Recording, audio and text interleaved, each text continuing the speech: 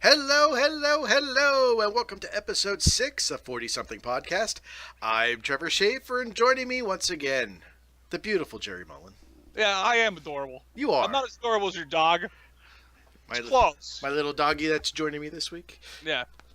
Yeah, she looks thrilled. Yeah, she does. Dear God, let me go. Put me down. I kill you. Oh. It's been 2 weeks, Trev. And, gaming news and news has happened. Quite a bit's Ready happened. Player One. You did see it? Yeah, Oh, Ready thank Player you. One. All right, so here's my feeling on Ready Player. Well, they did deviate a lot. It's very. They noticeable. deviated big time. If you read the book, it helps going in just thinking that it's in the same universe, that it's not actually based on the actual narrative in the book. Yeah. Some of the stuff I really did like was, of course, all the references to everything. Oh, yes. Catching one of them and going like, and of course I love the Iron Giant is in it, and he's a major chunk of it. Yeah. At least near the end of the movie, which I thought was fantastic. And Duke Nukem was in it. Okay, hang on. We should probably say right now we are going to enter spoiler territory. Spoiler zone. So if you have not seen Player Ready 1, fast forward about 5 minutes and you'll be good. Yeah. Of course, I make sure I watch it. I knew Duke Nukem was going to be in it. He was only in it briefly for a few seconds. Before he got blown to bits. Yeah, before he got blown to bits. But he was in it. And all the Spartans from Halo are in it, which I really enjoyed. Do you know who was also in that scene? I didn't notice it till, I think it was IGN did a series that they actually took screen caps. He-Man was actually in that scene as well at the end. Really? Yeah. Well, I like Mechagodzilla. That one made me a whole day with that one. I thought one of the coolest scenes was in the beginning when they're doing the race, and he goes to go underneath that truck, and he flips the DeLorean wheels and just flies underneath the truck and then comes back up. Yeah, I said that to Kelly when we were watching it. I was like, oh my God. I said he went into flight mode with it. And, of course, he had Bigfoot in that scene. The Batmobile was in it, and the bike from Akira, which had an Atari label on it. You had to be really, really fast to catch some of that shit. And what else? Overall, the movie was really good. Yes. I mean, it really was. Like I said, it's not super faithful to the book or faithful at all. Like I said, it's set in the universe. But yeah. That's about where it stops. Like the inclusion of the IROC character, that they did not need that. No. And I was like a token bad guy. You needed somebody to hate. But that was with Sorrento. They kind of underused Sorrento. And not till the end. Well, the one thing I was pissed about, which I thought they were actually really messing with my mind, is Daito and So. It's like, no, it was Shoto in the book. And it was like, do I misremember that? And, I'm like, no, it was Daito and Shoto. It's like, instead of Daito and Sho, I'm like, Shoto. And then there was like one of my favorite references was the Holy Hand Grenade of Antioch from Monty Python and the Holy Grail. That was a great thing. The extra life coin.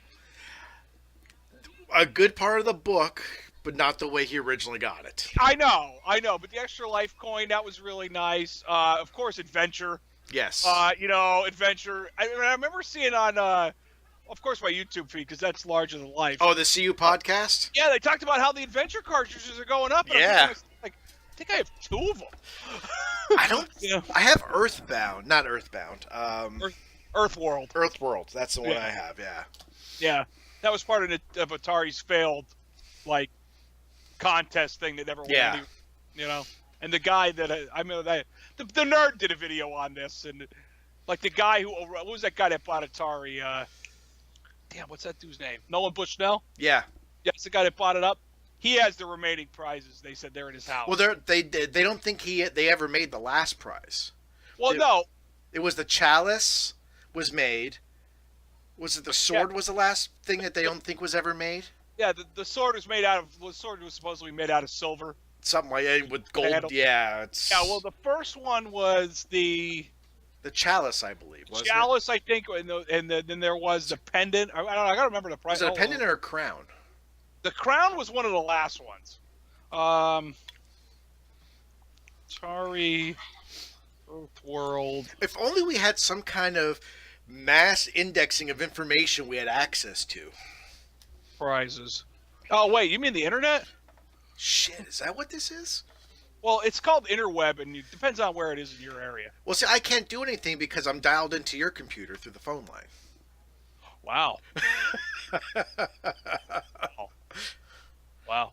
What's this? The fucking Commodore 64? So it was a pendant, Okay. a chalice, a crown, and then there was the it's like a treasure chest with a big piece of white jade in it. Ah, okay. That's what the 4 pieces were. And the 5th one was the 4 people are going to come back. Wow, this got really off topic. Off topic with Trevor and Jerry. We should have a separate show just for this. And then the 5th one was the final prize was the sword, where all 4 were going to come back and take a shot at it. So, and then Atari went out of business before they even got to the second prize. I think the 3rd one, the first 2 prizes were given away because I know the one guy actually. He took the jewels off the pendant and melted down the gold for money.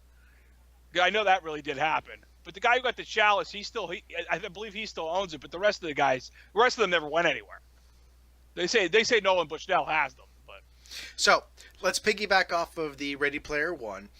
His second book was also bought at the same time, Armada, and they were waiting to see how Ready Player One did in the theater before greenlighting Armada. Well, they greenlit Armada, and I would recommend that to you to read. I'm not going to spoil it, but it is heavily based off of. I'll say it's based on and given an homage to The Last Starfighter. Oh, so it is another one of my favorite movies ever. Yeah, it is another excellent book. For the way the book is laid out, there should be no reason they can't do a faithful interpretation of the book. I wonder who owns that Starfighter license. I don't know, but Weta Workshop, the guy that did all the design work. Oh, I forget his name now. Totally brain fart. He showed some concept art a little while ago for a Last Starfighter reboot.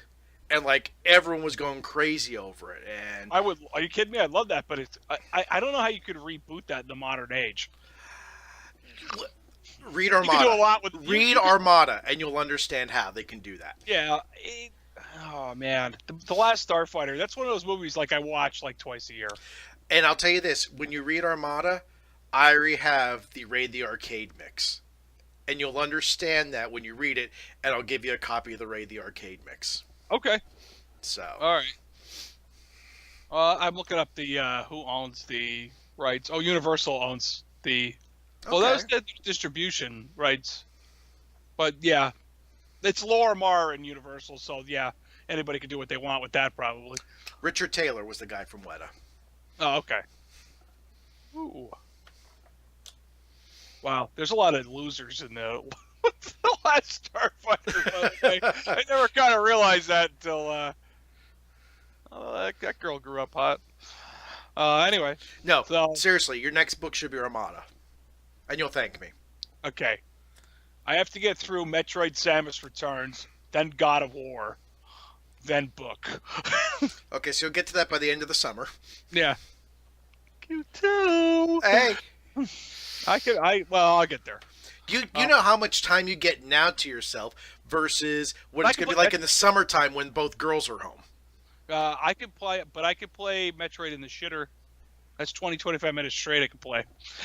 You could also read for 20-25 minutes. Yeah, or I could do an audiobook and play my game. I am a huge fan of audiobooks. In fact, I just downloaded a new audiobook for Sunday. I'm going down on our farm and cutting the fields, and I'll be down there for about 5-6 hours. So, got a new audiobook load up. Going to start that. Well, what is it now that you've mentioned it? It's Andy Weir's new book, Artemis. Hmm. So he's the guy that did The Martian. Oh, okay. So, and it's about a female. I don't know too much. I don't like to. If I'm interested in a book, I don't want to read anything about it. But it's about a female, I believe. A private eye on the moon. But it's read by Rosario Dawson. What's it? Fucking Blade Runner? No. I watched Blade Runner 2049. I have it. I have not watched it. Oh. It's like right up there with Revenant, The Revenant. That it's a movie I really want to see. Also with the last two Tarantino movies, Django Unchained and The Hateful Eight. I just fucking haven't seen Django Unchained or The Hateful Eight. I don't have 3.5 hours for a movie. That's my problem. Like every other parent does. You watch it 35 minutes at a time. I'm gonna have to. Yeah. So. Oh, The Hateful Eight. Ooh. Django Unchained's good though. That's a good movie. I've got 2 episodes of Billions to watch after this podcast. There you go. I still watch it House. Well, I just finished Westworld the other day, season 1, and season 2 premieres this weekend, so I can't wait for that. Oh, let's talk about shows. It was a really sad note I saw online today that Ash vs. the Evil Dead was canceled. Yeah. I'm super sad. Oh, in fact, it's coming up on something I'm watching right now. It's like an ad in the background. Starz canceled it after 3 seasons. That's really sad. The show was really funny, and it had a lot of like Army of Darkness humor to it. Also, but it had that real dark turn to it too, where it went from like him cutting up things with a chainsaw. Now it went bloody to not bloody to back to bloody. It's really funny, and Lucy Lawless is in it, and she was in it the whole show. Wow. Like, I expected her to be like 3 episodes a season or 2. No, she's been in it like she's a major antagonist in it. Well, she's still married to Rob Tapert? I don't know. I have a hard time seeing her past the Xena outfit at this point in my days. Nah, see, Xena she started off with, but now when I see her as the hot Cylon. Nah, you'll see her as Ruby. Let me see here. Let me go to Wikipedia. What do you mean you don't know Wikipedia? Everybody knows Wikipedia. Oh, helpful if I put the P in there. Yeah. Wikipedia. Wikipedia. Yeah, pretty much. That sounds like something like, professional eaters go to. Let's see here. Spouses. Oh, I get her off, apparently. Yeah, she's still married to Rob Tapert. Because he was a producer with Sam Raimi. They did Xena. And Hercules. And what was that one? That Bruce Campbell, the spin-off of that one. Oh, well, no, I didn't think he had a spin-off of that. I thought he had, was it Jack of All Trades? No. Was that Briscoe County Jr.? No, Briscoe County was before Xena. You know that, yeah. Whatever happened to the other girl from Xena? Oh, Gabrielle. Oh, God, yeah. We always talked about that'd be a great 3-way. Wait, you and the other 2? Oh, yeah. Yeah, she's definitely top 10 material. So. Well, this got off topic. And see, the one bad thing for you is that it's canceling, but for me, I love to binge watch shows. That the fact that it's only going to be 3 seasons, it'll be a complete. The first 2 seasons are on Netflix. Yeah, but you need to talk to it. Well, not only that, I like it when this is going to sound sick. I like it when a series is done because I can go from start to finish at my own leisure, and then I'm done. I hate when I start a series like Westworld. I just finished Westworld. Season 2 premieres on Sunday. Well, now I got to wait each week to see each new episode, and I'm impatient. Oh.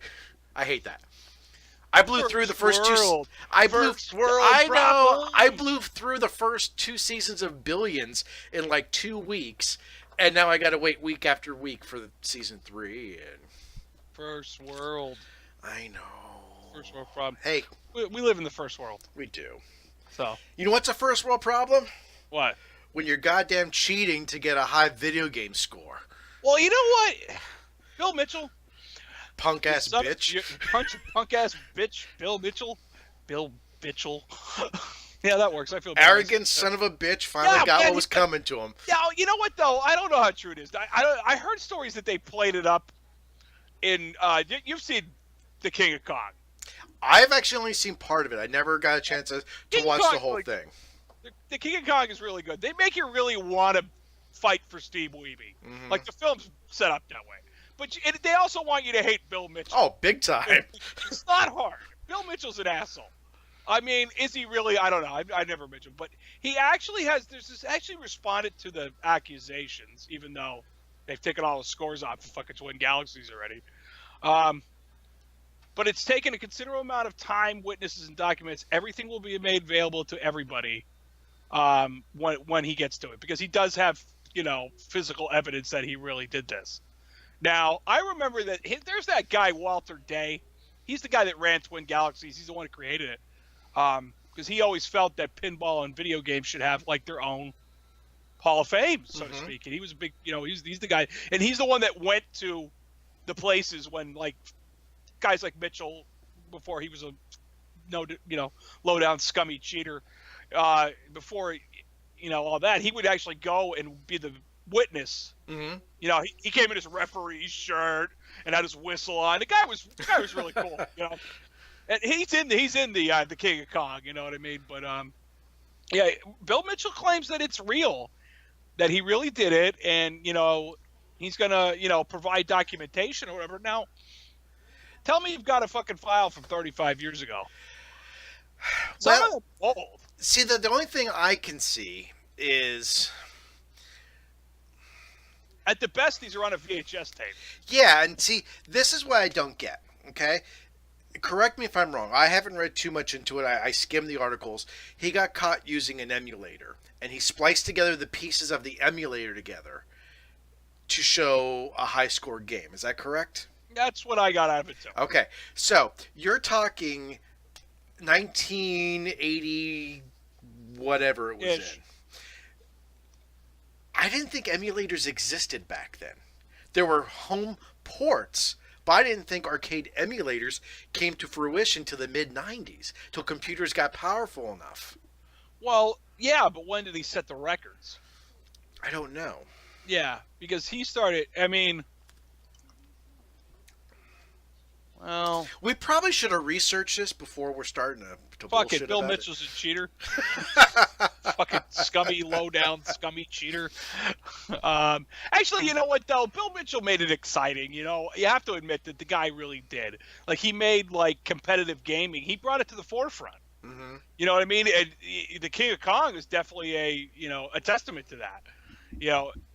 Basically, and if you don't know what the King of Kong is, I'm sorry that you missed it, and I know you know what it is. Yes. But, it's this. Steve Wiebe was this guy who was out of work, bought a Donkey Kong machine, and his goal was to beat Bill Mitchell. And what I always found shady in the movie, and this isn't a spoiler alert, but it kind of is if you haven't seen the film, is that a couple of those guys from, which they're real cheesy, they're real seedy fuckers too, the guys that they sent to check his machine out.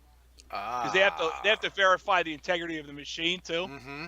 But I think one of the problems always was with that was Bill Mitchell was on like the I want to say the council. I don't know what else to use there, of people who rated the scores for Twin Galaxies. So I don't think that his own score should have been allowed on there on that pretense alone. But who am I? Are you researching Bill Mitchell? No, I'm actually researching something else. Is this for a later argument? No, I was actually to piggyback off of this. But, no, I completely agree with you. Because I always thought back then in the day, because I did watch a special, something Snake. Chasing Snake? Damn. It was a guy basically the same thing. We are really misorganized. Yeah, this is misorganized with Jerry and Trev. Yes. Let's see here. What the hell? That's not it there. Man versus Snake. It's called. So, can I guess what it is? Yes. Is it versus Metal Gear? No. It's about a guy who back in the day set the world record for Nibbler. It's basically it's like the precursor to Snake. Here it is. I'm getting the article now. Yeah. Oh, this is for sale. Oh, maybe we'll. So I watched most of the documentary until it got really boring, but he was the first one to set the high score, and he decided to come back and he got his own machine and he wanted to try to beat his score. But the way he did it, and this is how I thought back then it was, that you had to be at the machine. You could not leave, and you had to have a witness the entire time. And that's how he beat his score. That's how he got his first high scores. He was there, I think they said it was something just ridiculous, like 5 hours, because he was the first one to score over 1 billion points in any video game in 1984 with Nibbler. Holy fuck. Yeah. And it's actually a pretty interesting documentary until about halfway through it gets really boring. And that's why I just went, okay. Oh, look who he's conveniently friends with, by the way. So, who's that? Bill Mitchell. Okay, yes, yeah, it just showed up in that little trailer there, yeah. Yeah, he's conveniently friends with Bill Mitchell. You know, yeah, like I said, like Bill Mitchell got an award from Namco, the greatest classic gamer of all time. Are they going to take that off him? Because I really love to see it. I bet you they won't, but... Yeah, probably not. Low down, scummy cheater. Man vs. Snake is a lot like King of Kong. That's what the article says. Yeah, it is. The King of Kong, you could definitely tell was done on the lowest budget it physically could have been. Yes. You know, me and you doing this has a higher budget and quality than the King of Kong. Well, I wouldn't go quality. Yeah, all right. Definitely higher budget. So, yeah. So I don't know. I want to see Bill Mitchell's real response. I want to see if this shit turns out to be real. If it turns out to be real, yes, he should be stripped of everything. If it doesn't turn out to be real, then reinstate him. Yeah, I have to. All right. Honestly, let's. I said this to Kelly. We were going somewhere last Friday when I really read this article. We were in the car for like 20 minutes, and I said, you know what? Okay, if it's the Donkey Kong record, the Pac-Man record, whatever one is they're debating, which it doesn't even matter at this point. They could strip him of that one, whatever it is, or both. But he has other ones. Yeah, don't strip him of all of his scores. Don't rip them all on. I would. And also, he's been banned from. I was gonna say I would definitely keep the ban for life. That you're not allowed to do any more once a cheater. But the scores that they can legitimately verify. Yeah, let him keep those. That's what I always thought about shady. Let me just finish it up. I always thought it was shady about the Twin Galaxies thing because he was such good friends with Walter Day. Mm-hmm. Well, how could you be friends with him and expect your name to be on these? It doesn't work that way. Yeah. You know what I mean? If you were the keeper, if you were the gatekeeper and I was the keymaster, you know? I'd be hot, actually, so. Nah, gatekeeper. Gatekeeper, you're the keymaster. Yeah, all right, yeah, that makes sense. There's male-female reference there. People didn't Big time. Nobody caught that shit. Nope. I had somebody ask me that. Well, why was she I said, think about it. So what I was going to piggyback off of when you said about competitive gaming that he kind of brought to the forefront, this article came out 2 days ago. Up here in Northeast PA, Lackawanna College is starting an esports program. So, I'm going to school. Lackawanna College officials Tuesday announced the school will launch a scholarship-supported competitive video gaming team that will start competing against other schools during the fall semester. It is set to be the first such collegiate program in the area and one of only a few dozen such programs nationwide. Well, okay. So, something we has it on. Oh, actually, they have their own website for it. We're totally going right through this. I just searched for that article, but coming soon, Lackawanna College. Oh yeah, here it is.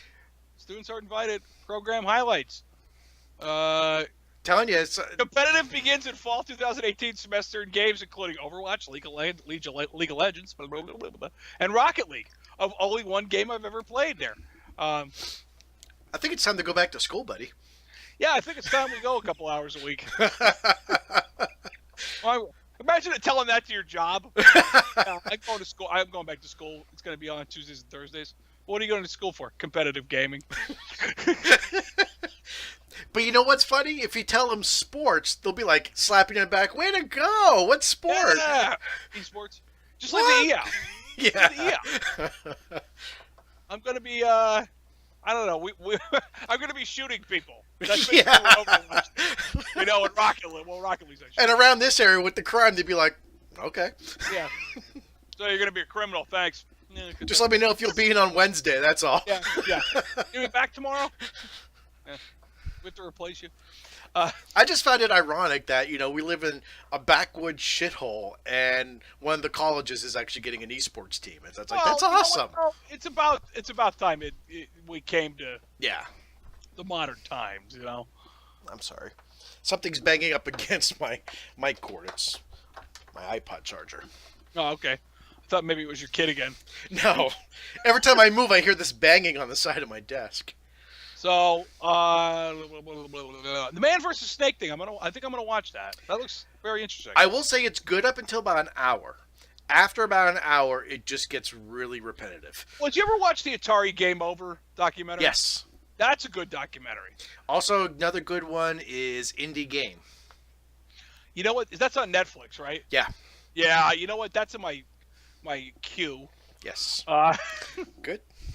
Yeah, I got it right. Took me a long time to get that right. I was gonna say Quay. I know. So wrong, get so right. So, let's see. What else? What else happened this week? Oh, look, Shenmue's getting a remastered edition of a game I've never fucking really played. I played. I played a couple hours of the original. Yeah, I'm trying to even think. I think it was under 4 hours, and it is a huge, massive game. I mean, it is just crazy big. Back at that time, it was the game with the highest budget ever. I think they had over $100 million budget for that game. It was supposed to be Yu Suzuki's masterpiece, and it was okay received. It wasn't well received. Shenmue 2 came out, because Shenmue was originally launched on the Dreamcast. Shenmue 2 came out, not in the North America for the Dreamcast. It only came out in Europe. Then they ported it over to the Xbox, Shenmue 2, and then that was the only way to play it. And now we're getting both 1 and 2 for PS4, Xbox One, and Steam. So, yeah, with the possibility of Shenmue 3 slipping out in 2018. They actually had a Kickstarter for that. It was a year or two ago, and they couldn't get it funded. So I don't know. Both games, episode 1 and 2, may be released together rather than separately. This presumably geared up for the launch to precede Shenmue 3, which could possibly slip out in 2018. So, I mean, that'd be cool. I found the second game at a used video game store. God, probably. I don't even think I was married, so we're talking over 11 years ago. Before or after electricity. Wow. But it was actually, the video game store doesn't even exist anymore. And I went in there and they had the European copy for, I think I paid like $10 for it. This was back before collecting retro games was the thing. So I got it kind of for a steal.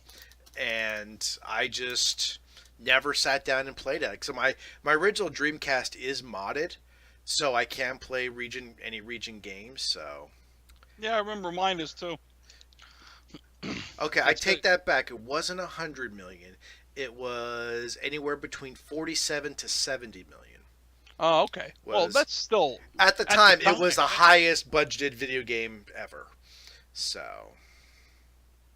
yeah, well, I wish I could say a lot about it or one way or another, but I'll tell you, it exploded all over social media. Yeah. A lot of the guys I follow, like a couple of shows that I watch obviously on YouTube. I said a couple. Few? I said a couple, like that was a small amount. A couple of shows I follow on YouTube were like super excited. Plus they announced the Sega Genesis Mini. I saw the announcement about that. Okay. That's a day late and a dollar short. A day late and about $7 short. But you know what? Those Sega fanboys, and we will leave them at that, need their thing too. So, and I agree. I would buy that if. And here's the thing: I would buy it if it's anything like those ones you see at like Family Dollar. If you've seen them over the last couple of years, yeah, that's what I'm thinking. It's going to be like that. We've been there, done that. You could have bought it for $20 last Christmas. Yeah. Well, my thing about it is that I wanted one of these to have a cartridge slot. You know, why? Like, what? Well, don't you have some NES and Super Nintendo games lying around the house? So you want a mini that has games built into it, and you could still put a game into it. Yeah. Okay. That's what they. I thought you meant you just wanted a cartridge slot, like you wanted a working card. I didn't know you actually wanted to put the actual card in. I thought. Yeah, no, I got okay. it. Oh, I'm sorry if I didn't get that right. Yeah. I'm pretty sure I made that pretty clear. Anyway. Well, no, because a lot of people were pissed off that the NES Mini, the door didn't open. That's what I thought you were alluding to. That no, you just wanted to be able. That's fucking aesthetic at best. Anyway, so. That's stupid. But I would want that, like the Genesis Minis that have been coming out every year. Mm-hmm. You know, I think they're up to the 8th one or something. They even had a portable one. But they had cartridge slots because the Genesis cartridge slot is so generic. Yeah. So, or very easily to duplicate, I guess. So, I just wanted maybe like the Super Nintendo one would have been the prime one because, you know what I mean? You just, because they screwed up with that whole trying to region lockout fucking bullshit that they tried. If you don't know what that is, do you know what that is? Yeah. Okay. So for those that don't, all they did was put tabs inside your system, and the back of your cartridge locked into the tabs. Where the, you know, everything outside of North America didn't have that. And all you gotta do is take a pair of needle nose pliers, about 3 seconds, pop them out, and you got to reach it free. Well, it's the same thing with. Well, it's not as easy, but with the North American Nintendos, the chip that's in there, you actually just take a pair of wire cutters, you snip 2 leads off of the chip off the board, and it's region free. Yeah. Or, you know, you could get the top loader that doesn't even have that, but that's the same thing. But they also sold those, you know, those fucking, you can play Famicom games on it. They have the converters. A lot of the early NES games had those converters in them because they just couldn't produce them quick enough. Mm-hmm. So there's something on for God of War here. I got to scroll down. No spoilers. No spoilers for me, please. I'd like to get into that as soon as possible. But, like, I think it was, let me think about it. The one that came to Rob the Robot. What's that game called? I can see it. Gyromite. Oh, okay. Gyromite, and there was another one. They were because the back of the cartridges are 3-screw ones, but the ones with the converters were 5-screw ones. That's how people found them. And when you take all it is a like so many pin to so many pin adapter, and you just separate them, and you can put that adapter on any NES, any Famicom game. Put it in your NES, and you're ready to roll. That's how they did that.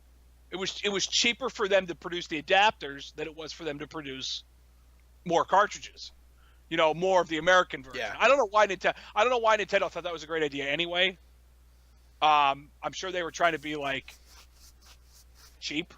Maybe not. It was probably more expensive. Well, actually, it's a valid point of why they did that. If you watched the Game Historian, Norm, he did a video on Rob the Robot, and they actually kind of explains it that they basically used Rob, this cool little robot, to sell the system to kids, even though Rob is, like everyone agrees, it's pretty much useless. Rob was useless 25 minutes after you bought it. Yeah. I never even owned him. Did you have him? No, I never had him. I never had him. You know what? I saw him at yard sales and flea markets over the last 30 years, and I still don't need it. I can see me, when I get the new office built, eventually picking up one just to put on a shelf. Yeah, I've thought about that. Yeah. You know, so I thought about the same thing. I'm like, man, if I get him, he'd look pretty cool up there next to, like, Duke Nukem. Yeah. And, you know, all those characters I have, and Kratos, and, you know, my Batleth. But I never thought on one. Now, I remember a kid down the road from me who I still talk to. He had one. And I remember playing fucking Gyromite with Rob the Robot. And you had it like, yeah. So I'm like, I remember after about 5 minutes of it, I'm like, Jamie, pick up that other fucking Just push the controller button. No, just sit next to me and push A and B when I fucking tell you. Okay? You know, I was like 8, and I knew it was stupid. You know, or 10 probably. I was probably about 10 when I was out, but maybe 9. It don't matter. But, you know, yeah, they used that to get kids to, because they couldn't buy a video game system. That was the big thing. It was hard for them to sell a brand new system after the video game crash, but they weren't, the way they marketed it is they weren't selling the video game system. They were selling Rob the Robot, a robot that you play video games with, is how they got the kids hooked. It was an entertainment system. It was. They never used the word video game. No. Even though we knew that. Mm-hmm. Us who were old enough knew what it was. Yeah. You know. We had just gotten off buying Atari cartridges for a nickel at fucking Pomeroy's, you know. And Zares. Zares, you know. We knew what was good and bad, you know. But they sold it well because they sold it with Rob and the Zapper. And, Yep. you know, they made it work well, you know. And that Howard Scott Warshaw, he had it made. That cat had it made. Every time Nintendo wanted to try something, they sent it to him. And a box of fucking shit they would send him every week. You know, Nintendo of Japan did that. Because the guy who ran Nintendo of America, whose name eludes me, I know who does it now. Yeah. Because he is the strangest name among fucking human beings. Who talking about Reggie? Reggie Fils-Aimé or whatever it is. You know, Everyone just calls him Reggie. I'd call him Reg. I think I'd call him that, even if he didn't like it. Hang on, I'll text him. I'll see if it's okay. Yeah, you'll let me know how that works out. He's a good guy. Yeah, we're tight, you know. So, but whoever running Nintendo of America at the time, Howard Scott Warshaw was the guy that he was like a backroom guy who was helping him unpack Donkey Kong machines, and he would play it in his, you know. Well, Howard Scott Warshaw was huge into Atari. He's the one that did E.T. Oh, maybe that's not. Maybe I'm thinking of a different guy. I think you're thinking of it because Howard Scott Warshaw he programmed E.T. Who's the guy that it wasn't Howard Scott Warshaw? Who was the guy that did Nintendo? Howard Phillips? Is that who that is? Hold on. That's why I think that's why I confused it because I think so. It's actually Howard Scott Warshaw now. He doesn't do any video games. He's actually a therapist. It's Howard Phillips. Howard Phillips. Okay. So I have my Howards wrong apparently. You know, someone's gonna call him Howard the Duck. Yeah. What a shitty movie. Remember when she was trying to make out with the duck? Anyway. Yeah, that was just. No. She thought that was a good idea. Somebody put that on paper. And then on film. And then when he gets sucked out of his world, you see the naked female duck. Play Duck magazine. Yeah. That was fucking really funny. So Howard Phillips, I should say again, he was a backroom guy at Nintendo, and he was playing Donkey Kong. And what was that? Radar Scope was the game that Donkey Kong machines became because they didn't sell, and they converted them into Donkey Kong. But I forget what color it is. You have to look on the side of the cabinet if you've ever seen a real Donkey Kong machine. Yeah. I think it's either blue or red. I can't remember which one it is, but they were old Radar Scope machines. Anyway, and that he's the one that he was so into the games, the guy noticed him. He was this young American guy who was playing games, and he got him this to play the games that came from Japan. He was the one that said that we shouldn't. He was one of the guys that were involved in that. We shouldn't give Super Mario Brothers 2, the Japanese one, to America. Yeah, because it was too hard. That was too fucking hard. Because they didn't want to burn the image of Mario, at that point. So, but they owe a lot to him because he was even going. He's the guy that went to these New York stores and set all this shit up, and Nintendo took all the risk. Yeah, It took every dime of risk. Well, in the game. that first season, they actually made an agreement with all the retailers. They sent them the stock for free. They paid Nintendo for what they sold, and if they wanted to, they could ship back any unsold units. Yeah. That it was they set up the displays, they set up all the marketing. That it was absolutely no risk to the retailers. They just wanted to get the systems in front of as many people as possible. They just wanted to get a foot in the door. Yep, that's all they had to do, and it worked. It did. It worked big time. Yeah, Nintendo resurrected the video game industry. And now they're doing it with cardboard boxes. Mm-hmm. But brilliant! It's a brilliant scheme now. After I watched that video with Bill Nye playing with it, I can't deny it's lovable. This man, it is. He made it look fun, and who knows? Maybe I'll actually. No, I'm not buying it. I'm still not buying it. Oh, you want to? Maybe if I got it cheap, I'll look for it by a dumpster. Oh! I want to know how much it'll cost to replace those.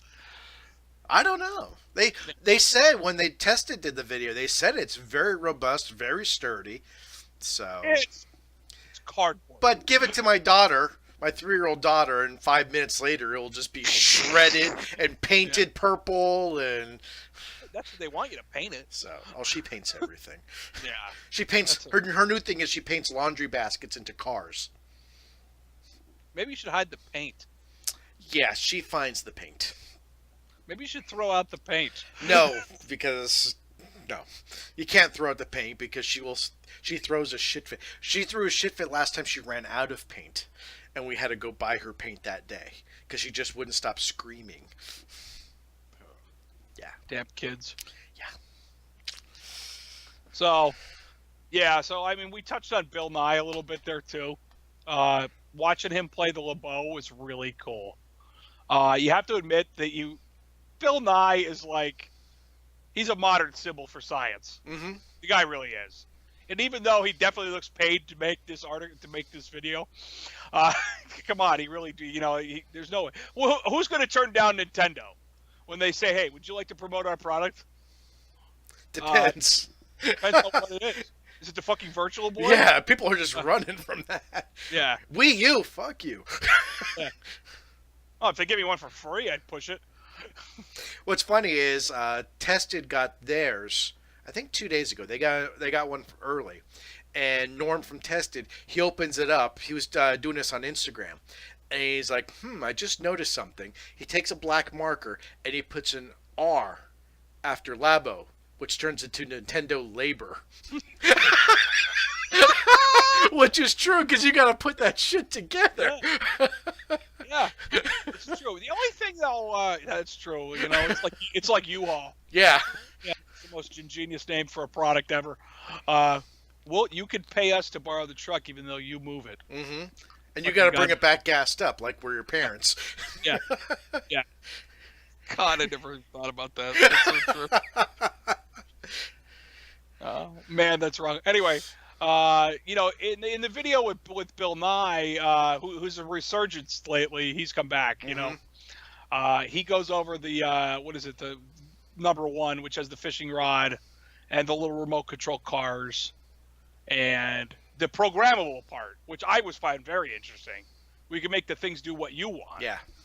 So I find that it's really cool. It's a really good use of simple technology, which Nintendo's very good at. And it's teaching kids a lot, because it's not just something you're getting. It comes flat packed. You got to put it together.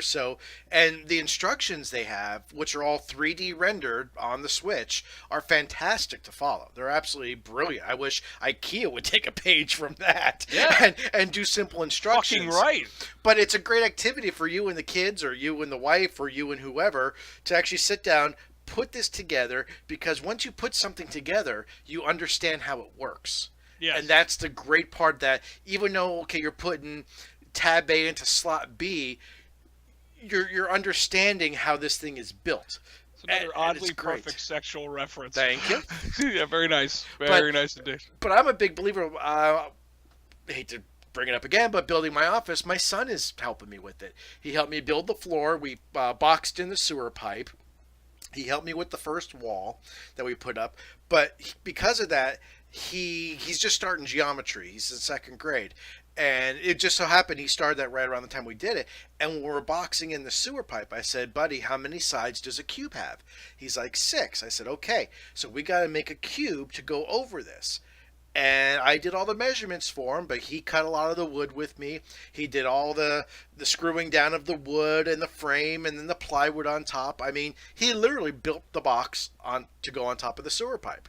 And at the end, he's like, "Wow, that's really cool." It's like, see, now you understand kind of how structure works, how wood works, and he just loved it. He absolutely loved it. It was great that he's learning by doing, and that's where I think the Labo comes into play. That, okay, you're building the racing cars, but now you're understanding what's making the racing car work. It's actually the vibration control of the Joy-Con that's moving it, and by you using the screen, you can actually kind of turn it in whatever direction you want by using the motors of the vibration, to the left one more, right one less. Now you're understanding how that moves, and I mean, I think it's just a great learning experience.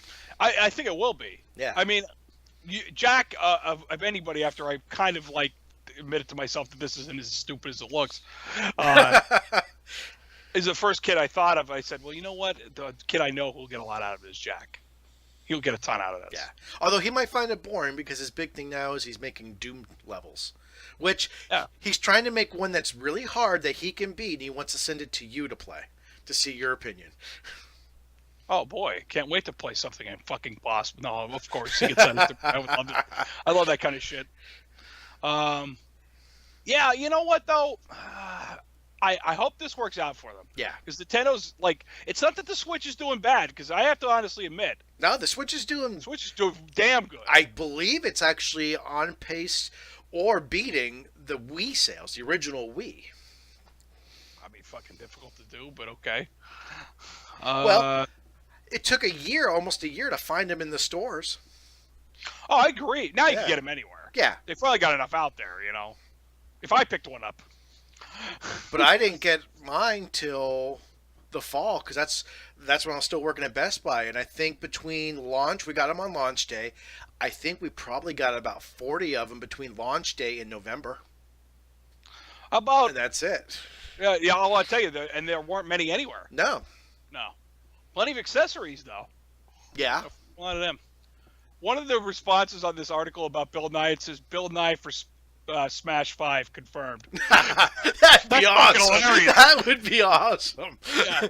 I fucking destroy you with science. Oh, that's a good one. All right, so we did Shenmue, we did that. We got to talk about something that I forgot to put in the notes that we have to discuss. Oh, God, what now? You and I definitely have to discuss this. Sony has announced they're killing the Vita. I saw that article. You mean the game I basically played PS1, the system I played PS1 games on? Pretty much, yeah. The only Vita game I actually owned was Uncharted. Really? It's the only Vita game I ever bought. There was never one I thought I always said the cartridges, which were fucking micro SD cards. They were about as big as your dick. Ow! Ooh! That was nice. I like how you just slipped that right in there. Yeah, it's fucking just slipped that right in. Good. It was in and out. That's the only game I ever bought for it. And I was like, but I bought stuff on the store, like, of course, your PlayStation Plus, you got free stuff every month, and I bought that. But I think I bought Unit 13, which was a third-person shooter. But that was more of like a puzzle game shooter, which we had to just solve or kill certain guys or whatever. It wasn't. But all I played was PS1 or PSP games on it. That's all I ever did with it. It's sad to see it go. Me and John are the only two owners on the planet. Yeah. So, and this is, really, this is Sony saying we give up. Nintendo, you won the handheld. Yeah. The Wonder Swan never came over here. Console's a handheld. What's that? You know what I mean? They took the Switch and said, "You want to see how bad we can beat you in the handheld? Yeah. Watch this. We'll make it for both, assholes." That's absolutely true. Anything portable without Nintendo's name on it, you might as well just fucking throw in the garbage. It's no good. Because like this box I'm in. Yeah. Box I'm in right now. Because they two tried. Of the greatest handhelds of all time, by the way. They tried with the Wonder Swan in Japan. That really failed. Who did that? You talking Sony? Sony, yeah, they did the Wonder Swan, and then their first attempt in North America. Let's see how many people remember this, is when they reissued the original PlayStation as the PS1, they had a portable LCD screen that went on top of it. So you could PSONE. Yeah, PSONE. Yes. So that you could take it, the marketing material for that was showing you people playing it in the car and stuff like that, where you didn't need a TV. There was your TV. Then came the PSP, which had potential had they not decided to create a brand new media type of their own with the UMD. They should have just took a page from Nintendo on that and just used cartridges. That's or whatever. What was that? What was that fucking memory stick fucking technology that they were using at the time? It was Sony's own. Oh yeah, the memory stick. Yeah. Yeah, that was their own. Like that's what I had for my PSP. It's still in there probably. But the PSP did give us a cross media bar. It did. Yeah. Even though they don't use it anymore. So. And then you have the Vita, and now. Nothing. That's it. It is a good piece of hardware. So. It's just another case of, it never had that killer app. Yeah. It never had that it works really good when you sync it with your PlayStation 4 and you can play. It's a second screen. Mm-hmm. Works perfect for the most, as long as you're at the home network. I always wanted to try it like fucking 30 miles away on some Wi-Fi, I want to see if it worked. But But they never went all in like Nintendo did. Nintendo always went all in on the portables, where we're going to release all their money, all the games that we want. We're going to release all the Mario games, all the Yoshi games, all the Kirby games, the Metroid games. You're going to get a full library of unique games on this portable, where Sony never really committed to that. No, Sony hoped their third parties would. That's my feeling, I should say, because I don't fucking work at Sony, but I always thought that Sony always hopes their third parties, like Sony will put out some good first party stuff, and like all those companies will. Yeah. You know what I mean? Like you have Microsoft has their Halo games, and Sony, I don't know what the fuck really first party Sony really runs anymore besides God of War, because that's part of their Santa Monica deal. But they have probably other ones that I just don't realize are theirs. Yeah.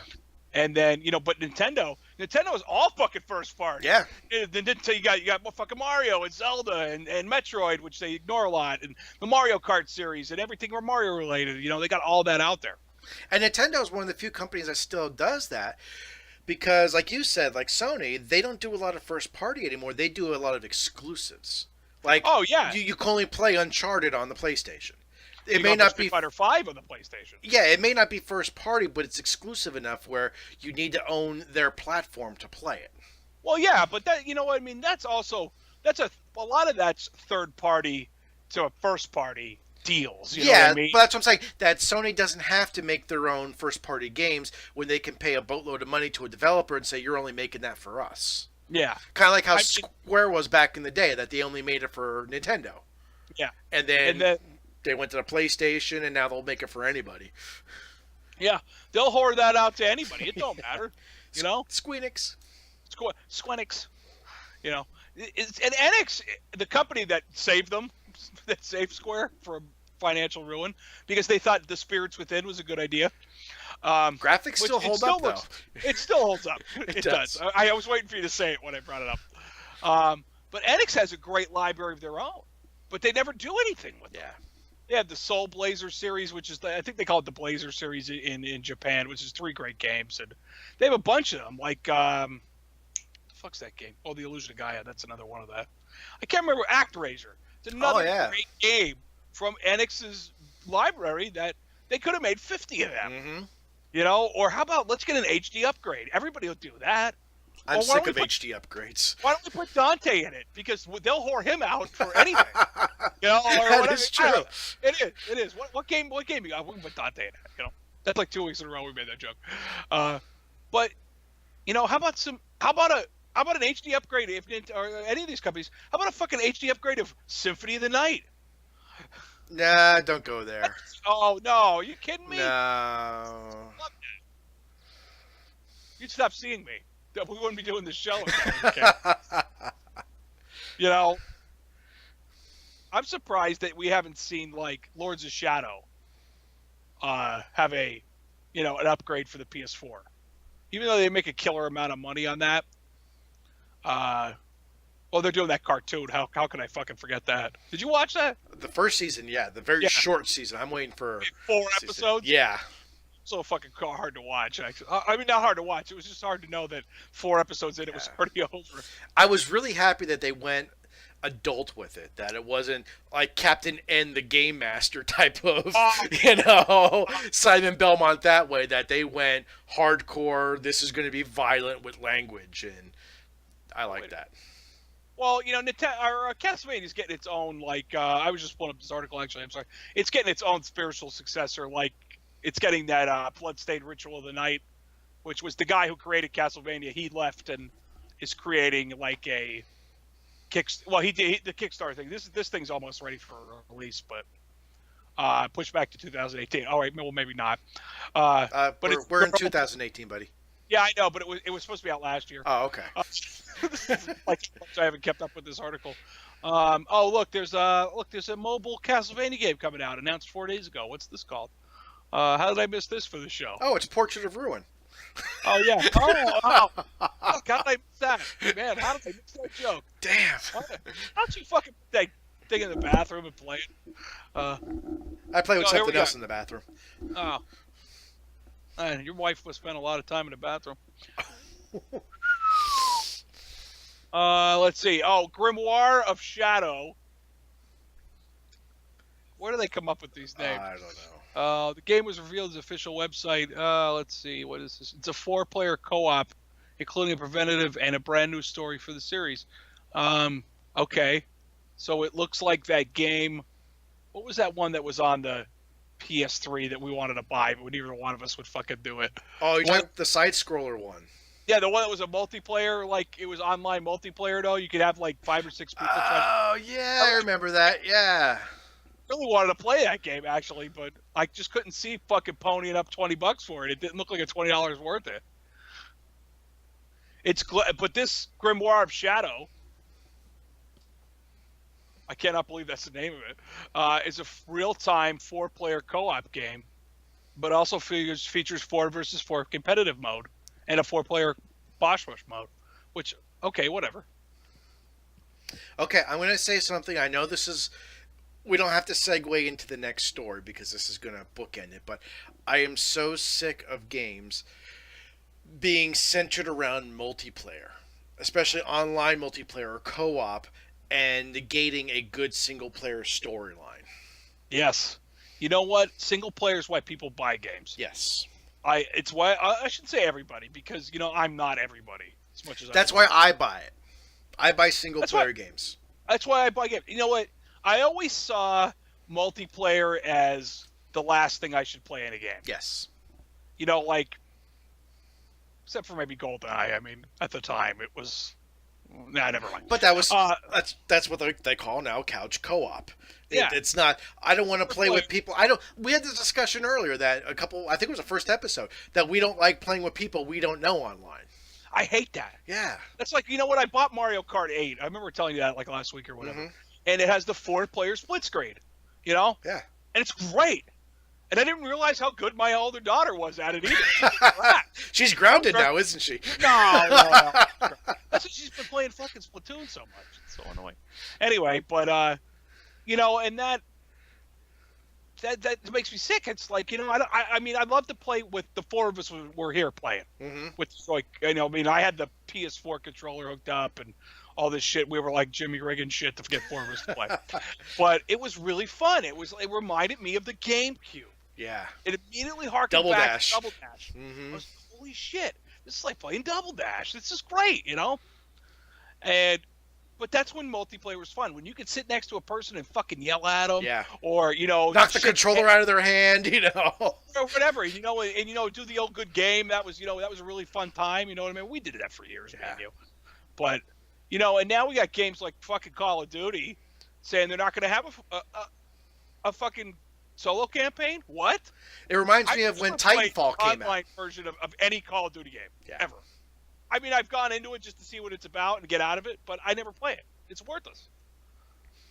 It reminds me when the first Titanfall came out. My nephew was playing it at their house, and I'm like, holy shit, this looks amazing. And I actually thought about getting an Xbox just to play it.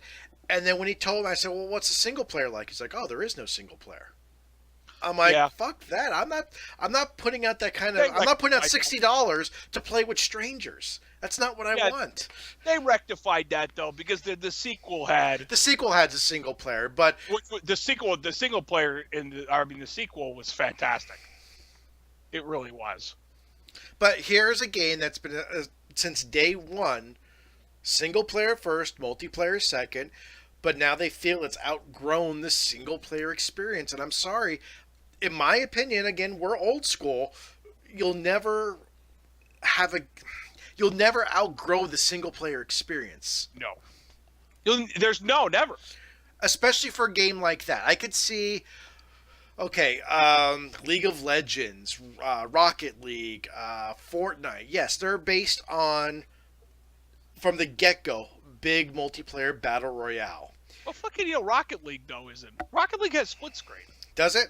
Yeah. But you're taking a franchise who was built from day one with a single player story driven campaign, and now you're taking that core element of it and just throwing that son of a bitch out of the door and going, now you're just going to, play with a bunch of 8-year-olds calling you a pussy fucker and, saying that your mom is a whore. Some 9-year-old telling me how many times he fucked my mom. Exactly. God, that's wrong.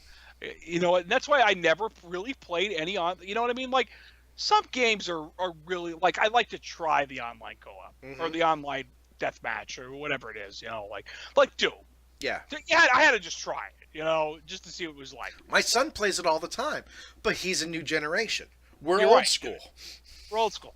And as a more and more I played it, like me and John played it right after we got the game. And, well, after we beat the campaign, I should say, after we got through that. And then we were playing on it. But first off, we never got fucking on a team together. We very rarely got on a team together. You know what I mean? If it was like blue versus red or whatever, you know. But, so then we just decided to say fuck it, and we went into the map editor and made our own maps and played by ourselves. You know, one-on-ones. Because there was a lot of 1v1 maps already, you know, out there on Snap Map, which is their, you know, their fucking map maker thing. But we just took somebody else's map and fucking edited the shit out of it. Hey, why not? It was like, all we did was take the overpowered weapons out, which makes that game a lot more fun. You know what? You can't play Doom and and constantly have the rocket launcher available. Or the BFG, have it constantly out there. So we took all those heavy weapons out and just left the bullet weapons, shotguns. Plasma rifle should be about as high as you could go in a multiplayer. I think we had that in there, but there's no ammo pickups and no health pickups on the entire map. Damn, that's hardcore. It is hardcore. That's why the only health and ammo pickups you get is when you kill somebody. They drop their armor, which is like usually like 20 points. That's all you get. So you don't have unending streaks. Yeah. You know, one person hit me, like when we tried to play John in Doom 2. Fuck that. Fuck, I will never play that again. That was Doom 3. No, that was Doom 2. Remember the 2? It was 2-on-1, me and you versus him, and he fucking totally destroyed us. No, that was Doom 3 BFG edition we were playing him at. We never played him at Doom 2. I never did. We always played Doom 3. You know, it was Blair. Yeah. My nephew. We played Duke Nukem together, and we played Doom 3 together. That's the only games I ever played with you and John. Duke Nukem Forever was fun. It was. It really was. That might be the best part of that game. No, that is the best part of that game. Yeah, you're right. I wonder if that's even still works. We should try that out one night. Record that. Anyway. Yeah, so Call of Duty not including it? What are they doing? Yeah, I could see their logic behind it, and I agree 100% with Angry Joe on this. If you're taking single player out, you should not charge over $40 for that game. Exactly. If you charge $60 for an online-only version of your brand new game, you're fucking stupid if you pay for that. And people will. That's the thing that pisses me off. People will pay for that. See, I won't pay for if I know straight out of the box that I will not be getting my single player campaign, then I will not want this game. Yeah. And don't get me wrong, Black Ops is the most fun out of all of them, I think. Now, this Future Ops and his fucking jumping off walls and flying shit that they did, you know, with Kevin Spacey, which that was a really good one. And I had a lot of the ideas. But if it doesn't have, I mean, I guess they want it to be like Overwatch. I guess that's what they're going for. I guess. I don't know. Zombies all the fucking time. I mean, Zombies is fun for about 10 minutes. Zombies was fun 10 years ago when they started this shit. Yeah. Now it's just, it's worn out. No, Call of Duty Black Ops for the PS3, the one I let you that you played for about 8 minutes before you realized they cursed. Oh, no. I played that for about 30 seconds because my son wanted to see it. And the first words were like, what the fuck? And I'm like, okay, we're turning that off right now. Yeah. You know, and the zombie mode in that one was set in the White House in, like, you know, I think it was Kennedy's time. And, you know, you're trying to hold back a zombie invasion inside the White House, which is really cool. Mm-hmm. That's where it stops. After about 5 minutes of the zombies and rebuilding walls, I was like, this is fucking boring. Turn it off. They should do what Red Dead Redemption did. Build a solid game, then if you want a zombie, they made an expansion pack that turned everybody into zombies. There, you got your zombies. Or like, you know, like Call of Duty Black Ops 3 came out right when the PS3, PS4 era was switching over. Mm-hmm. And the PS3 version of Black Ops was multiplayer only. Because that's what they figured out anybody really wanted. Mm-hmm. If you look that up, it didn't have a single player campaign. So they've kind of done this before. Yeah, they've kind of done this before. But just not... I don't know if the other half of it came as a download later, like the campaign. I don't know, because I didn't have it. So, I moved on from crummy PS3, as my brother would say. Now that would be a kick in the balls if they sell you the game, say for $40 to $60, and then 6 months from now they come out with a single player campaign that's fucking DLC. Yeah, I would be surprised. Would you? And then they come out a year later with the Game of the Year edition or the Complete edition that has both on there. Yeah, yeah. You like Injustice 2? Yeah. That's what it was. Who's doing this time? Is it Treyarch that's doing it this time? I don't really care, right? And they'd be like, all right, so how can we screw the masses? Let me get Capcom's book out here. Yeah. DLC. On the disc, DLC. We will start you off with a flak jacket and a 6-shooter pistol. Yeah. You want a shotgun? That's $2.99. You want a rocket launcher? That's $4.99. You want ammo? Yeah. That's pop. No. Ammo is $10. That's your best value pack. Get ammo for it's like the backpack from fucking Doom 2. Yeah. All kind of ammo in there, but it's $10. Oh fuck. That's just terrible. You want ammo? Buy an ammo loot crate. Could get shotgun shells. Could get ammo for a weapon you haven't bought yet. You don't know. Could get a fucking water pistol. Oh man. I hope that's not really true. I really do, because I like Black Ops. I really do. I think they're fun. I think the stories are real gritty, and I can't play them in front of the kids. I should have played World War II in front of the kids either, but there's a lot of down and dirty shit in that. But it was war, that was real. That was like fucking realistic war. In the terms of video game-ness, anyway. I mean, it's probably not how it really was. You know what? It's really great, though. Video games are hitting a milestone when articles about Black Ops 4 are on Forbes' website. Yeah. Either they don't got a lot to talk about, or this is a moneymaker. There's a lot of money wrapped up in that company. You know what I mean? There's so much money wrapped up. I want to see who's got Black Ops 4. I got to see what happens. Yeah, you just hit upon something. I think Sledgehammer did the last one. So, it's Treyarch starting. Okay. You gotta fucking Activision's consistent. There's one every year. When you said about making a lot of money, this article came out a week and a half ago. Finding out that there are a million kids I a year that fucking drop hate out of school, autoplay. I was blown away.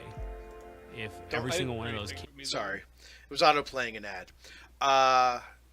Grand Theft Auto 5 has been more profitable than any film or book ever.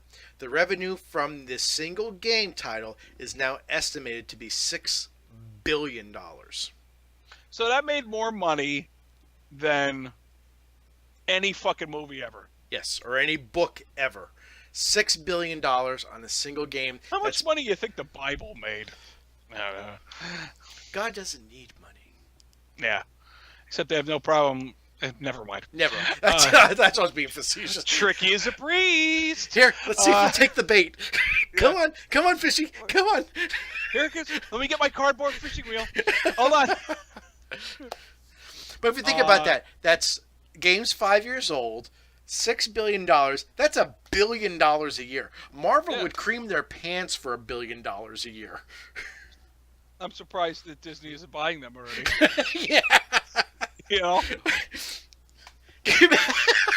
I'm sorry. I'm just fucking I'm imagining like Kingdom Hearts 4 and it's got the guys from Grand Theft Auto in there. Yeah.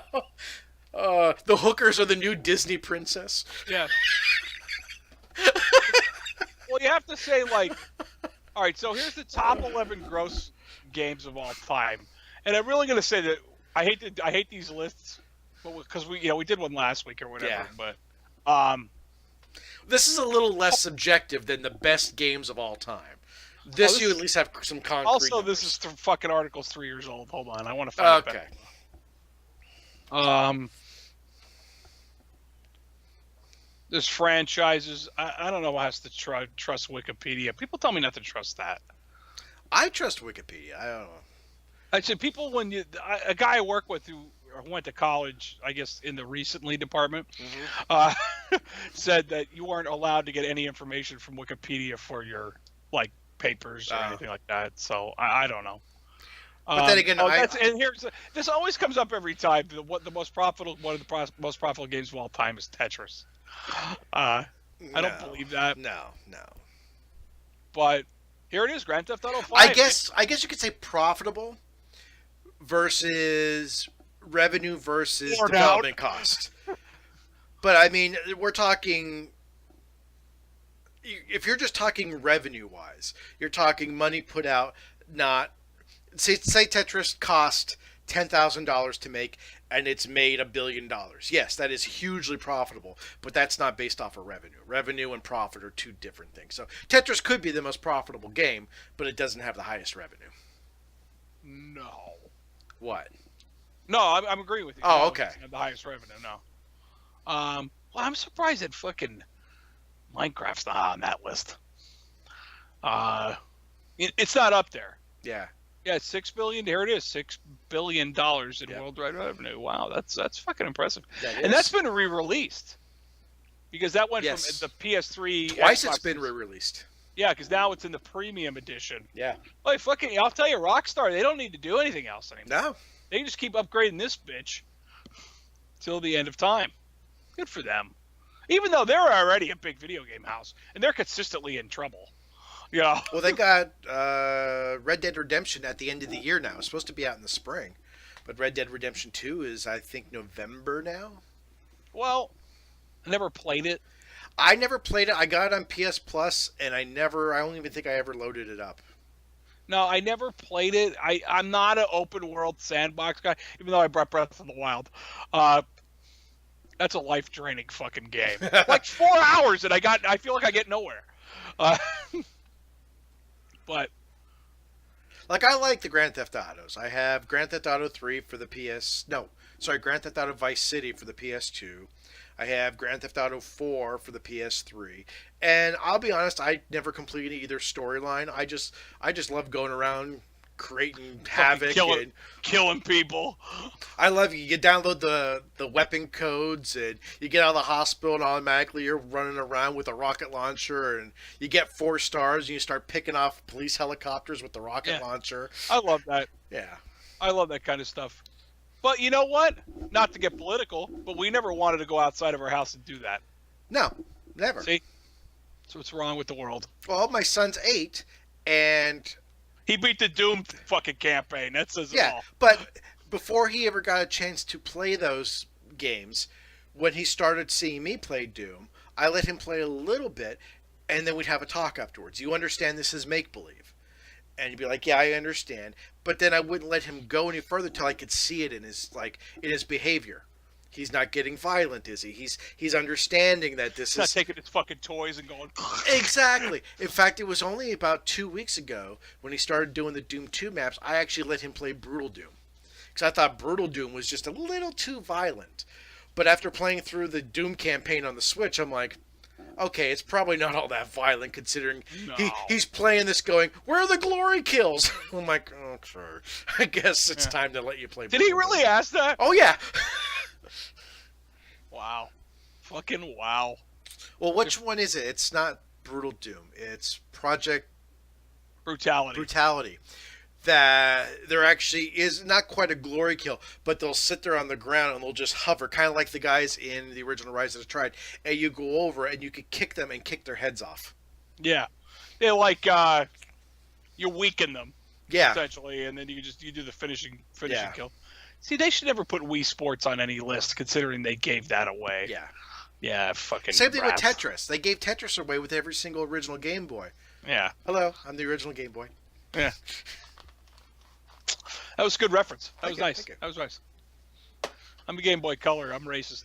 But anyway.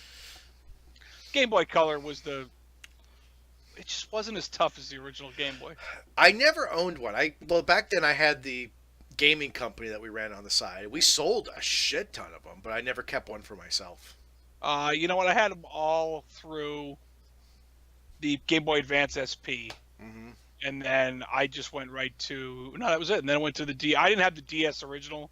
I went right to the DS Lite. Yeah, I went right to the DS one Lite. you didn't see Portrait of Ruin on? And then I got the... Well, yeah. And then I have the DSi. Yeah.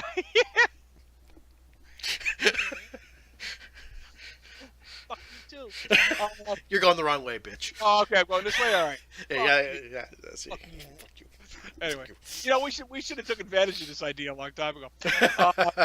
Then I had the DSi, and and I never owned a 3DS, but I bought the 3DS for the kids, and that's what I'm playing. I'm using to play that. You mean you didn't buy the 2DS? No.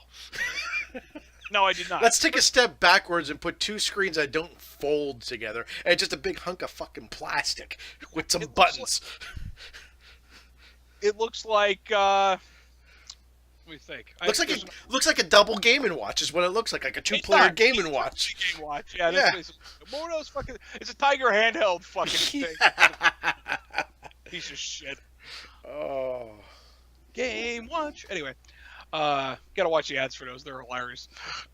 Japanese Nintendo ads from the '80s are fucking priceless. They are. I've never seen them. So, do you remember the original Wii commercials?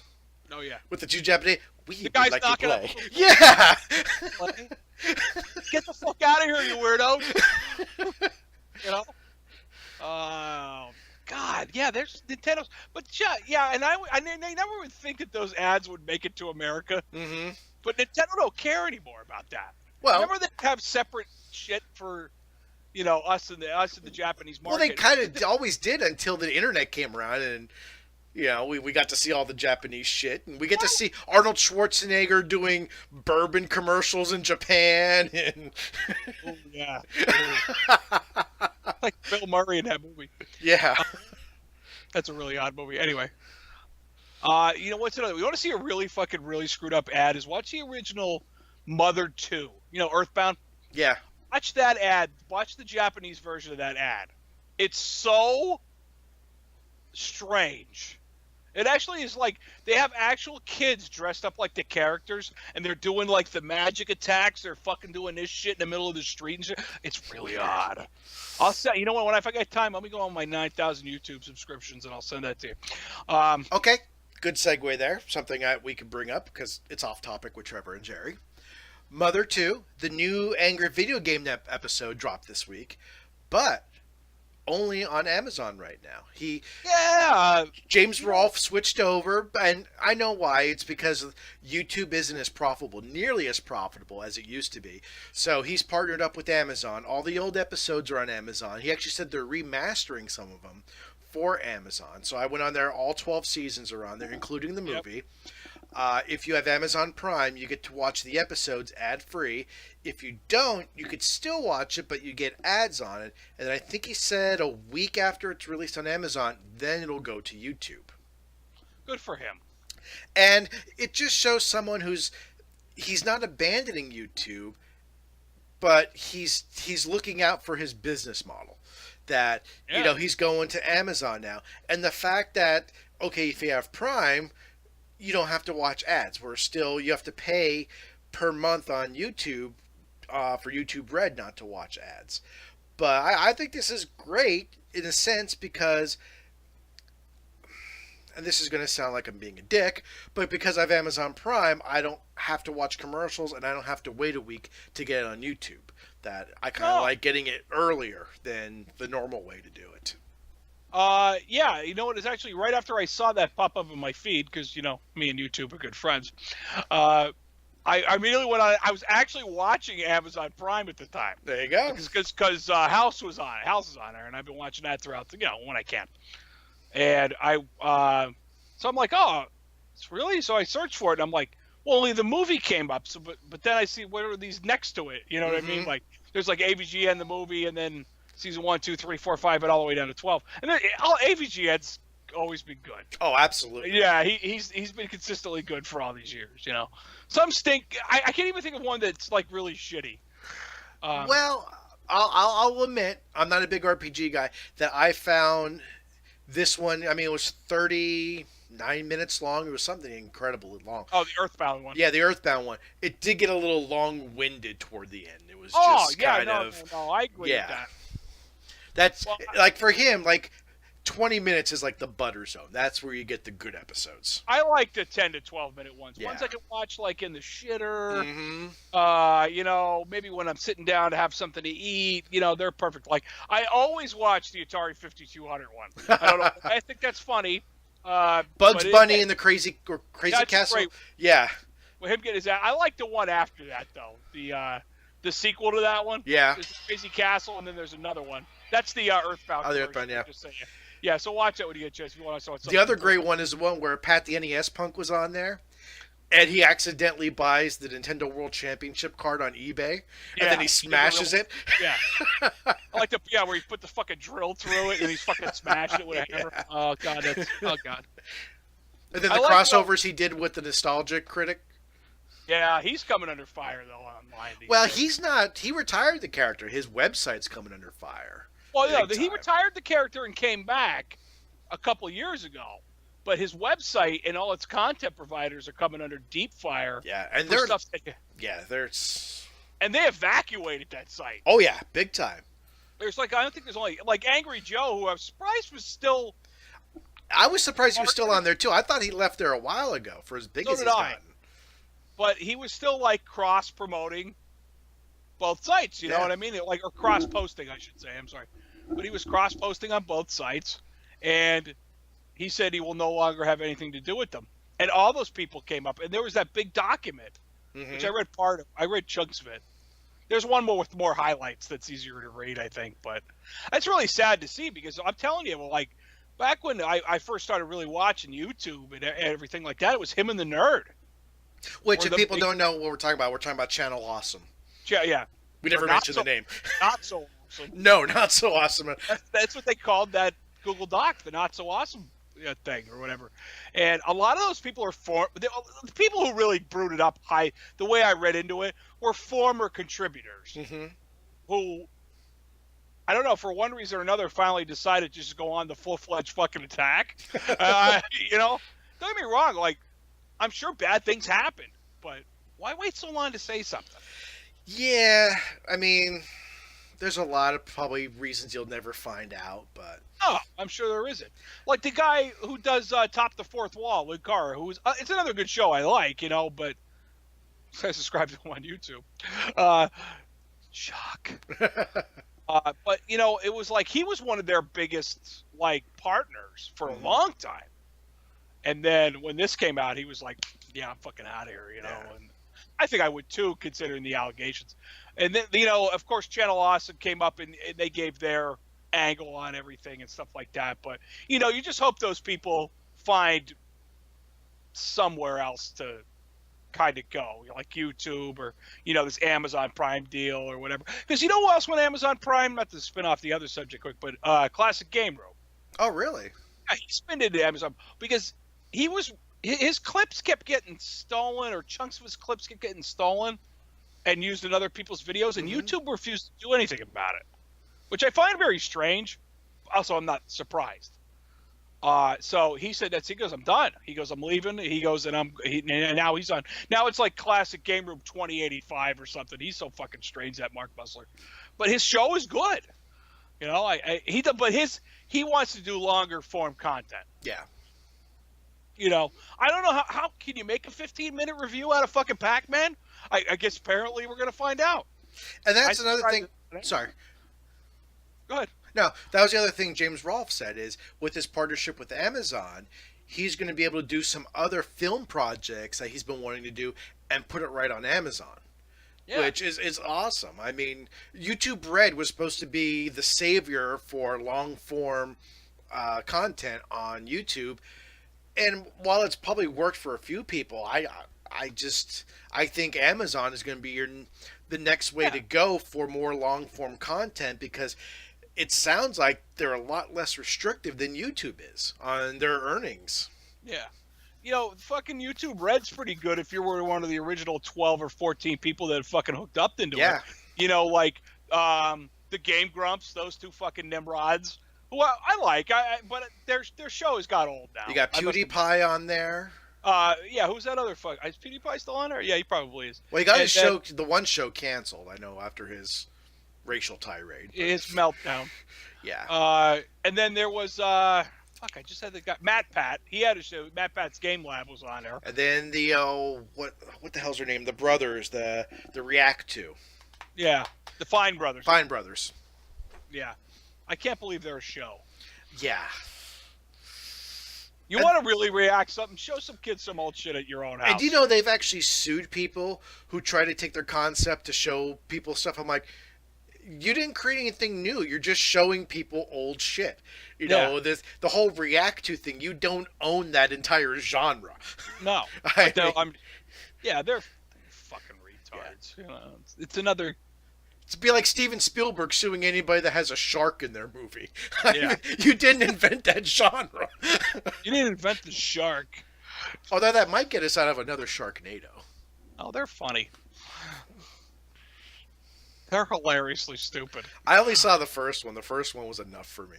I think we watched the second one. I think we watched the first two, and they were bad. I've seen every one of them that's out there. Actually, they said this last one coming up is going to be the last one thing. Well, it's got to stop sometime. Yeah. As much as you want like 53 sequels to a good idea, you don't get that. But speaking of sequels. Nice. Deadpool 2's final trailer has dropped. Oh, yes, it has. Trevor alerted to me to something in it before we started. I can't believe I missed that. I don't know. I want to ding your geek card by like 2 points for that. Yeah, I deserve that. That fucking bring it on, One-Eyed Willy. That's just fucking hilarious. And it shows a lot of. I don't know how much we're really seeing about this movie. It shows like him putting a team together. X-Force, I'm assuming. Yeah. They're gonna call it. But Domino's in there. Domino's a character that's been in Deadpool off and on for a long time. Domino is kind of like Deadpool's Harley Quinn, pretty much. Yeah, except she can kick his ass, like with ease. Which I wouldn't mind getting my ass kicked by her either. But anyway. But if you haven't watched the trailer, please go watch the trailer. Yeah, please go watch it. Josh fucking Brolin, man, I can't believe how good he is in that. I don't know. I want to see how their portrayal of Cable really turns out. I could care less about Deadpool in this. I hate to say that, but I could really care less about Deadpool. I want to see how Cable's portrayed. Because Cable's one of my favorite comic book characters. He's such a dick. Okay, I got to apologize for a second. My heat's about to kick on. I forgot to shut off my heat. Oh, hold on. What? The new office will not have this problem. Oh, it's so warm. Oh, man. Here, wait. Keep that.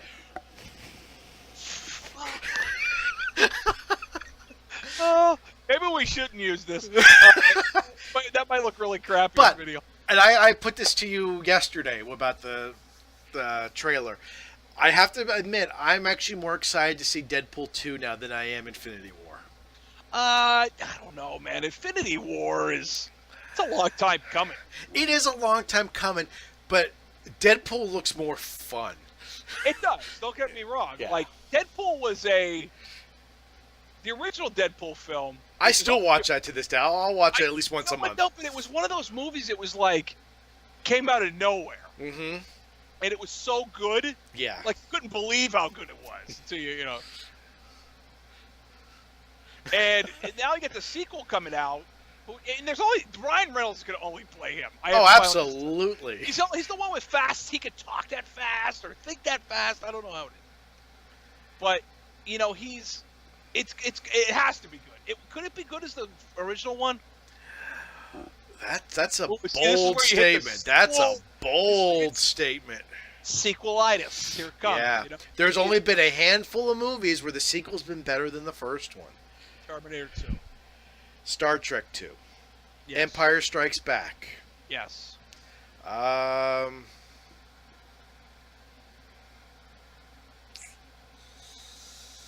Wow, that's probably the short list of. That is a pretty short list, and that's a pretty high fucking bar right there. It is. It's tough to beat Empire. It is, and Wrath of Khan. Yeah. But and Terminator, they're all difficult to beat. They are very difficult. Terminator 2 is fucking really hard to beat. It is really hard to beat. He should have shot. Anyway, thinking about part where he's mowing down the fucking cop cars. Not being so fucking cool. Anyway, but I don't know. Deadpool, it's gonna be good. Yeah. They've already made fun of the DC universe. They've already made fun of Avengers: Infinity War. You know, Josh Brolin originally being in Goonies. Yeah, I mean, they Josh Brolin. They've made fun of everything they can. I mean, I'm sure that's just the tip of the iceberg of what they're really going to hit on. You know, I don't know how much they probably got to get themselves in some sort of trouble. You know, I don't know. There has to be a line of which they have to say. It's like, you know, like he made fun of the Green Lantern in the original one. Multiple times. Multiple times. Because he deserved it. Yeah. But I don't know. I mean, do you think like them making fun of the Avengers: Infinity War? That's fine. It's still inside Marvel's house, which. But they're not part of Marvel's house. Technically, they're still Fox. I know, but Fox basically owns them. Let's be real. The thing I like, and my wife and I were just talking about this, is she loves how he breaks the fourth wall. But I love how he breaks the fourth wall and says what everybody's thinking. Yeah. That's fantastic. Yeah. Fourth wall breaking characters, people love them. Yeah. Because they're, you know what I mean? They just turn and go, did you fucking see that? Yeah. You know? Like in the first one where, you know, he's the opening sequence where he's killing everybody on the bridge and he puts the two swords into the guy and he's like, what the fuck is this? You thought this was a superhero movie. And yes, technically, this is murder. I mean, just, you know, coming up with shit like that. The part in that same scene not long after where he's counting how many bullets because he forgot. Yeah. God, that scene's so funny. God, that's great. The part where he tries to punch out Colossus, that part's fucking hilarious. Oh, that whole scene with Colossus. Yeah. Dad? Yeah. And he's got Ajax there and he's talking and he just flings the hubcap like a face. Yeah. That's fucking great. I mean, it's just I might have to watch that movie tonight again. Yeah, I'm thinking I might have to too. Yeah. Yeah. Well, gotta go, folks. We're gonna watch Yeah, that's a good movie. It is. Oh man, it is so good. And we got Infinity War coming out this week, actually, and then Deadpool less than a month from now. Yeah, Deadpool's the 18th, I think, right? 14th of May, I believe. Well, either way. 14th or 18th. And then Yeah, Infinity War is, what, Friday. 24th, 27th? Yeah, So. that should be Thursday. Yeah. No, it should be Thursday or Friday of next week. Yeah, because today's Which the 20th. I'm not. Yeah, you're not getting anywhere near that for. No. I still haven't seen Black Panther. We never got a chance. The one time we did get a chance to go to the movies, it was pretty much either Ready Player One or Black Panther. So, what? Are you doing that to me? Fuck. Yes, I'm doing that to you. I'd rather see Ready Player One than Black Panther. I freely admit that, because I don't get many movie nights. I agree. But fucking Black Panther's really good. So it's fucking really good. I've heard. I really have heard. And I do want to see it eventually. Just with things going on, we got one movie trip in the past couple months, and I thought my son wanted to see Ready Player One, and I kind of wanted to make it a family event. No, I would have done that. I think he would have been bored at Black Panther. He's really not into the Marvel Universe. He liked the first Guardians of the Galaxy, and we wanted to sit down and watch the second one when it came out, and he made it about halfway through, and he walked away. It just didn't hold his attention. Well, Kate was about the same way. Like halfway through the first one, it lost her attention. Yeah. But when we watched it at home, Mm-hmm. she was a lot better. Like Yeah. I find it's easier for her to watch that shit at home. You know, that's why I didn't take him to see Ready Player One, because they would have been lost on them. Yeah, and see, he loved it. He loved picking out all the different video game characters, and Yeah. he loves the idea of the Oasis, which I absolutely love. That I would give him the book to read, but he wouldn't get a lot of the references. But No. the fact that it has a lot of 80s references may open up his mind, and he'll want to watch War Games and Monty Python and play some of the classic games, possibly. Should give him Atari's Adventure. That'll fucking ruin his life. Although he just finished the Spiderwick series, and I think he wants to read the Harry Potter series next. So Ooh. him and my wife are like, they're all over that. So Well, just one more, Trev. You got to get rid of one more, and you'll be fine. we can get rid of one more. Well, that's why. If they're all reading a book somewhere, they're not bothering you. Well, that is true. Well, that's why I can't wait for this office to be done. I'm hoping by the end of June. And that way, when I'm just downstairs by myself, nobody around. In the basement. $10 says the first day you're down there, they'll bother you. That's why there's probably going to be a lock on the fucking door. Okay. So there's that. Yeah. Are you kidding? If I could afford it, that thing I have a finger or a thumbprint reader on there. Yeah. Fucking retinal scanner. Yeah. So. I can see you installing that. It's fucking stuck in my head for the next day now. Are you kidding? I already ordered wireless lights for it with remote controls. Really? Yeah, I got them on the kitchen table. They're little battery-powered pucks that basically I'm going to use them as accent lights, like underneath the desk and stuff like that when I'm doing wiring. And they have wireless remotes, and you just turn it on, and that way you can crawl underneath there, and that way I don't have. That's a great idea. That way I don't have to have. I'll have regular lighting, but this will just be accent lighting. So maybe you can put some lights inside Rob the Robot. I don't have a Rob the Robot yet. Well, no, but I'm just saying you could. So. Make his eyes light up, fucking creep people out. Red lights and shit. I wonder how much Rob is. He's going for it. I am. I'm going right to it. eBay Rob the Robot. So I don't try to go on eBay anymore because eBay gets me in trouble because inevitably I look up Dreamcast games and after buying 3 or 4 games, I'm like, okay, I got to slow down. Walk away from eBay. OEM Robotic Operating Bunny. There we go. What they want for this one? About this product. Oh, 100. Oh, I don't know. Anywhere. The Famicom one's about $60. That's not bad. Well, that's just the robot. I was going to say, because that's all you really want is just the robot. I would like this full set if I could get it. Really? Yeah, why not? I have an NES. Would you ever actually pull it out No. and play it? Thank you. Then what's the point of spending all that extra money? No, but I'm just saying, if I got one cheap, I don't know. is Rob worth the money? I think he's worth the money. I would seriously pay $10 for one that someone told me was broken, but was still in pretty much one piece. Like if they say, oh, he's not functional, I wouldn't give a shit. No, I probably wouldn't either. Like there's like a full set's at least $125. Yeah. I don't need the gyros and the blocks and the weights and fuck that shit. Wow. All right. Well, we could get Captain N fucking jacket. You know. So I do have to talk about one thing because I have to talk about it every single podcast. Much to your chagrin, Raspberry Pis. These little wonderful computers right here. No, I'm just kidding. I like my Raspberry Pi. I only have one. I don't need 9 like you do, but Starting this week, Target is now carrying Raspberry Pis in their stores. really, Yes, they are. you don't have to wait to buy one anymore. Nope. You just run- I actually just looked on their website to see if our store had one, and they do. They're $34.99, and you could go buy a Raspberry Pi right now. They're only the Model B, not the B plus, but you could go. Now, I don't think they sell the cases, so you're just basically going to get the board, but the fact that I could go tonight.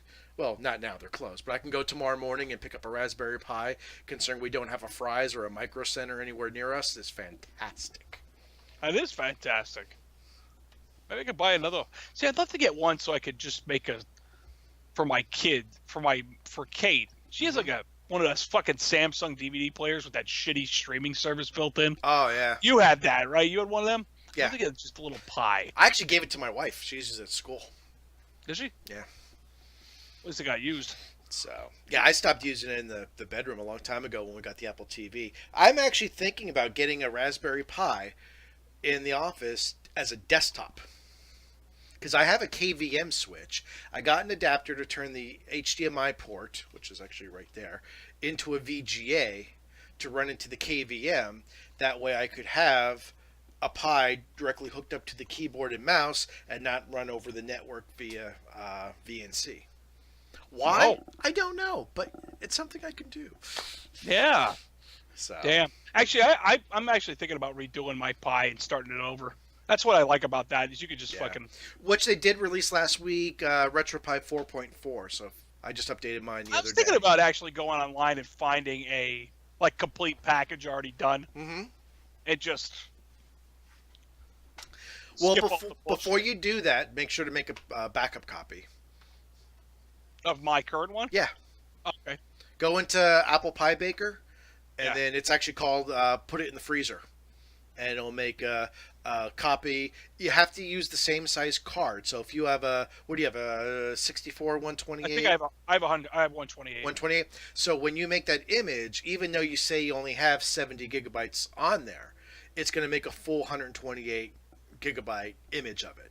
So if you ever need to restore that, you have to use a 128 gigabyte card or bigger. You wouldn't be able to go down, like say you only have 50 gigabytes on that, but it's a 128 gigabyte card. It's going to make the image 128 gigabytes, even though there's only 50 on there. So you wouldn't be able to go back with a 64. So it's to restore it. Yeah, Essentially. you still okay. need that original card size. It just doesn't Yeah. back up the files that are on there. It backs up the entire card in one large chunk, if that makes sense. That's truly smart. Yeah, I have to start looking around for a like a pre-completed set Mm-hmm. that I could, because you know what, like I was going through and doing all the fucking. I got sick of doing it, so I just want to find one that's already done. I started doing the video scrapes for a while, and it got so Tedious. not so much tedious. It got frustrating because only certain themes support the video snapshots. Yeah. So I had them all. I had them for a bunch of Atari games, which was fun because the Atari games, the videos are so small, it's not even funny. And Yeah. so I had a bunch of that, but then you go to this theme and now they don't work. So now it's broken. You just have an image. Well, you go to this theme and now you have that 3D box and the video, and I don't know. I don't know. I'm always on the hunt for like a 64 or 128 gigabyte image that's already done. Just to. I want to see what, like I've gone to some sites, not sites I should say, but some Facebook pages that'll tell you what good ones are. Like I've told that Raze is a really good one, but I also told it's very broken. I've heard Motion Blue image is very good. So I had to remember that first one. I remember Blue, but Motion Blue is an image that it does the attract mode on there, has that built into it. That they say that's very nice. Motion Blue Retro Pie. Oh, there we go. Well, we'll be looking for that. So Plus, you want it to have all the ROMs already built in. that's the thing. I've done so much work on my Raspberry Pi, or my Retro Pi, I should say, to get almost. Well, I have all the NES, SNES, Master System, Atari, Genesis, and N64 ROMs, even though N64 really can't be played on there. And I have. Well, does that work on the Model B Plus, or is it? I don't know. I didn't play around with the B Plus. Like, what's the difference with that? The B Plus has gigabit Ethernet. It has AC Wi-Fi, and it's an extra 200 or 300 megahertz on the processor. Still quad core. The RAM hasn't increased. The video chipset hasn't increased. So I got, this is my old Plex server right here. We had a power surge, or I should say a power hiccup a couple weeks ago during a storm, and it just did something to it. I don't know exactly what it did, but you could only play videos through the Plex server for 10 minutes at a time. And then it would just anything would lose connection to the Plex server. And you literally had to go in and reboot the Pi. I did a re-image. The re-image didn't do anything. So I bought a B+, which I wanted to get for the Plex server anyway because it'll move it up to gigabit Ethernet, which is because everything's wired downstairs. So the throughput was faster because I've replaced all the switches in the house with gigabit switches. And I've noticed a pretty decent increase. It doesn't skip or stutter. It takes less time to buffer. So that right there is your processor right there running the transcoding a little better. And you get a little bit of extra speed. But if you went to something like a Tinkerboard or the other one that's out there that I can't remember the name of, but not only does it have a faster, actually about the same processor now that the B Plus has, but you're going up in RAM. You're doubling your RAM to 2 gigabytes of RAM. That would make a difference as well. So, as for the RetroPie, I don't know. I don't know if ETA Prime did a video. I'll have to check that out. See if he did a video on the B Plus. I didn't see it on my usual feed. Yeah. Because he does some great work with RetroPie and Raspberry Pi, doing all the different configurations. Although lately he's been doing a lot of Ryzen stuff, doing PC emulation, like PS2 emulation. He's big in the PS3. I saw his PS2 emulation video. It was pretty cool, actually. I gotta admit. And he's doing PS3 emulation now. And why would I emulate a system I still have? So I can tell you a very good reason. Why? Free ROMs. True. But who knows? But I don't know what the B Plus is on the if it would affect, because the three big things that hold you back, the three big systems that hold you back that are available on RetroPie and RetroArch, which is what RetroPie is based off of, is N64, Dreamcast, and PSP. They're the ones that the Pi has a problem with. Like, I still have my entire N64 collection.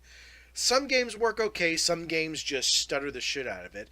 I tried one PSP game, and it's the Soul Calibur game, which kind of runs And well, I tell you, like, I played the PSP on that emulator that you gave me for the computer. Yeah.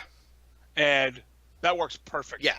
Well, you're also running off a much better chip. You're not running off an ARM chip. You're running off an Intel i5 quad core with 8 or 16 gigabytes of RAM, whatever you have in there.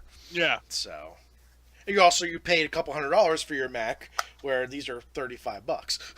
Yeah, I know. You get what you pay for, but I mean, these things are just an incredible value. I can't recommend a Pi enough. And that's my Pi rant for the week, because, every show I gotta have a Pi. Go buy another one. Well, you know what? This is like, I'm just gonna say it so it's on the episode for this week. Yeah. Toys R Us something. I went to Toys R Us last week. Did you? Still 10% off. The big signs that say up to 30% off. The only thing we saw that was more than 10% off was safety equipment for bikes. The helmets and the pads were 20% off, which I was going to buy Jack a set of... helmets and pads? Well, he has helmets, but I was going to buy him a set of elbow and knee pads because he really wants to get into skateboarding. We bought him a skateboard. And I said, before you really start riding everywhere, I said, I want you to have some pads on. $30 for a set of pads and only 20% off. I'm like, I can get this cheaper on Amazon at 20% off. And that's why Toys R Us is closing. Yes. So. Which, speaking of closing, 2 big closures this week. Bon-Ton is closing all their stores, and our local Sears is closing. So at our mall, we just lost 2 out of 4 anchors. Yep. So I heard somebody already is going into the Bon-Ton. I heard they had interest, which everyone automatically online was like, Dave & Buster's, which I'd be all for. God, that'd be awesome. Alcohol plus arcade games? Shit, yeah. I don't know if they can get that inside the mall, though. No, there's a mall in New York my ex and I went to that was 5 levels, and the top level was a Dave & Buster's.